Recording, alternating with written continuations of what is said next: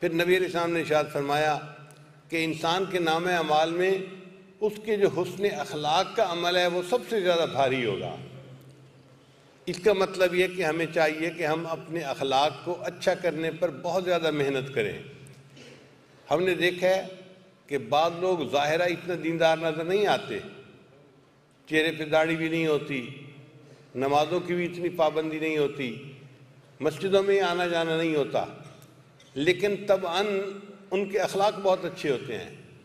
جس کو ملتے ہیں تو بڑی خندہ پیشانی کے ساتھ مسکرا کے حال احوال پوچھتے ہیں، دوسرے کا دل مول لیتے ہیں۔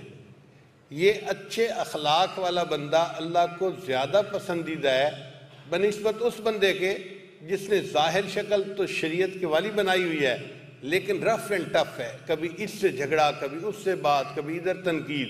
یہ بے سینگ کا جانور ہے، اللہ کو ایسا بندہ پسند نہیں ہوتا۔